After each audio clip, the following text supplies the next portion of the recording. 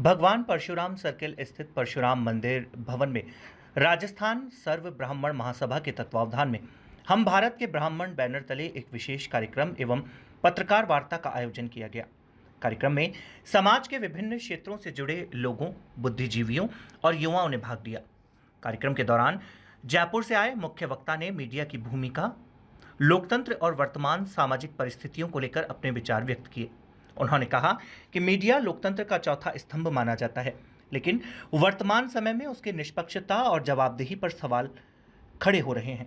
मुख्य वक्ता ने पत्रकारों को संबोधित करते हुए कहा कि देश के प्रधानमंत्री को पिछले 12 वर्षों में एक भी खुली प्रेस कॉन्फ्रेंस के लिए मीडिया तैयार नहीं कर पाया।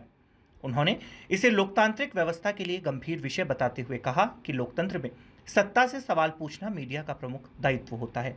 उन्होंने कहा कि मीडिया को केवल सरकार की उपलब्धियां दिखाने तक सीमित नहीं रहना चाहिए, बल्कि जनहित के मुद्दों को मजबूती से उठाना चाहिए। पत्रकारिता का उद्देश्य जनता और शासन के बीच पारदर्शिता बनाए रखना है। मुख्य वक्ता ने कहा कि आज मीडिया किस दिशा में जा रहा है, इस पर समाज को चिंतन करने की आवश्यकता है। उन्होंने कहा कि कई महत्वपूर्ण जन सरोकार के मुद्दे पीछे छूटते जा रहे हैं, जबकि सनसनीखेज खबरों को अधिक महत्व दिया जा रहा है।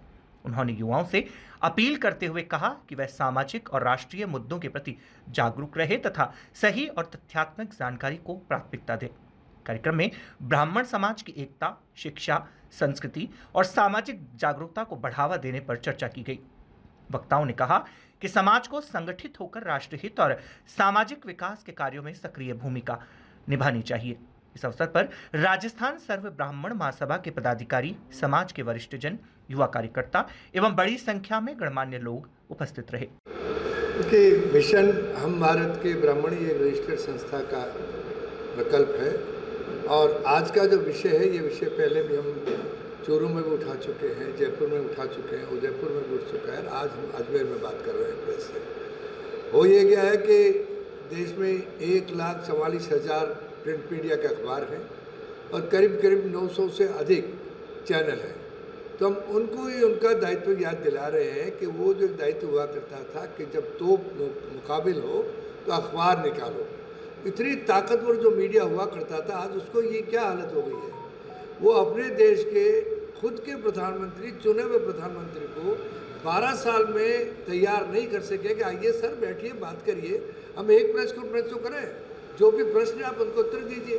तो बेसिकली हम पूरे मीडिया समाज को, जो भी प्रिंट और इलेक्ट्रॉनिक मीडिया है, उनको ये बताने आए हैं कि भाई आप अपना दायित्व समझिए।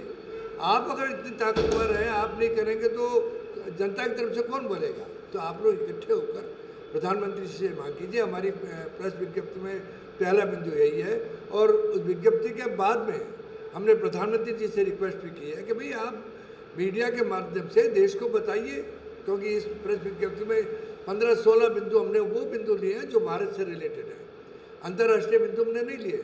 तो भारत से रिलेटेड बिंदु जैसे पेपर का लीक होना है, युवा बच्चों के 1 साल में 2 साल में 23,000 बच्चों की आत्महत्याएँ हैं और लोगों का दूसरे तरह से मतलब परेशान किया जा रहा है, ये सब बिंदु हमने इसमें लिए हैं।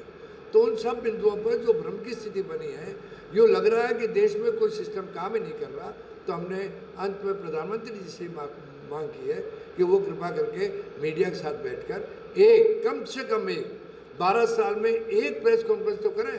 हालांकि पहले के प्रधानमंत्री तो साल में 2-2 प्रेस कॉन्फ्रेंस करते थे। आज की स्थिति है कि 12 साल में प्रधानमंत्री ने एक भी प्रेस कॉन्फ्रेंस नहीं की है।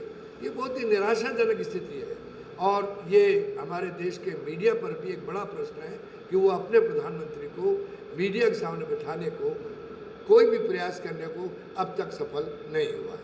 ये हमारा इसका उद्देश्य है।